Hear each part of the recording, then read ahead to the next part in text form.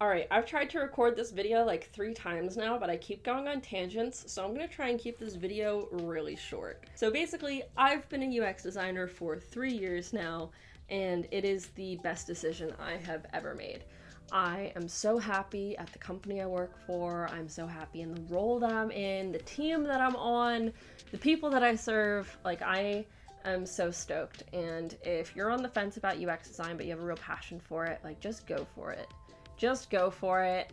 I can't see my life any other way. I think it's improved my life in every aspect, and I am grateful that I made the choice to switch careers every single day. And there has not been a single day that I have not wanted to go to work. I also just want to talk about like how things have been going. Things have been going really, really well. If you're new here, I joined my company in November of 2021.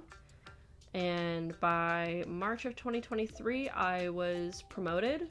It's just a level promotion. With level promotions, you don't get a title change, but there's an expectation of expertise, like having a certain amount of expertise in your product, mentoring juniors, and basically the expectation is that you can work on a product by yourself, at least one product, maybe help out with some other teams, and hopefully we're shooting for another promotion in 2025.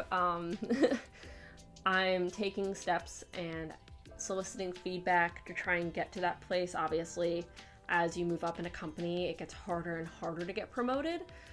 Like the gap widens, but fortunately I have a super supportive team, super supportive manager, and whatever happens, happens. I'm doing everything that I can, they're doing everything that they can, and it's ultimately not up to me, but that is the goal. That is what I'm shooting for, is for another level promotion and maybe even a role promotion in 2025. So in order to keep this video short, I want to share with you guys the biggest lesson that I've learned from being a UX designer, and that is to not stay within your designer box. So I have seen that the most successful UXers go beyond being a UXer. They learn from their engineers, they learn from their product owner, they learn from their scrum lead, they learn from leadership. They are so successful because by learning from these people and taking an interest in what they do and caring about what matters to them and understanding what kind of pressure they're under and what their goals are, you are able to communicate better than anybody else. And that leads to a super successful product, and that leads to people wanting to work with you. And if people want to work with you, you're gonna get more opportunities than most people. So if you're starting out as a UX designer, I really, really recommend you set up one-on-ones with your cross-functional team, people who are in different roles. Learn about them, pay attention to what they talk about. If you're in stand-up meetings with them, really listen to what they're talking about. Pay attention, maybe take some courses outside of work. Like I'm taking a front-end engineering course.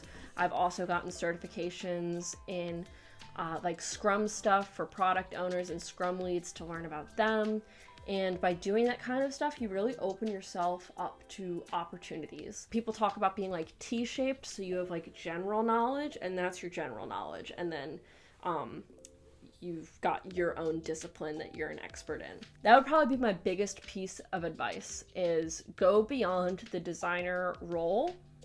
And even if you have no interest in leaving your role as a designer, like you don't want to go into strategy, you don't want to go into product, you want to stay a designer, you want to stay in the creative field, it makes you someone that people want to work with. And if an engineering team is like, yeah, no, we want to work with that designer, that speaks volumes. So that would be my biggest piece of advice.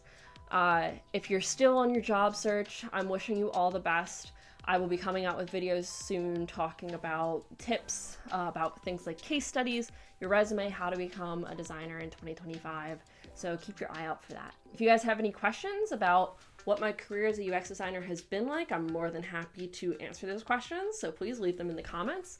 And as always, thank you so much for being here, and I will see you in the next one. Bye.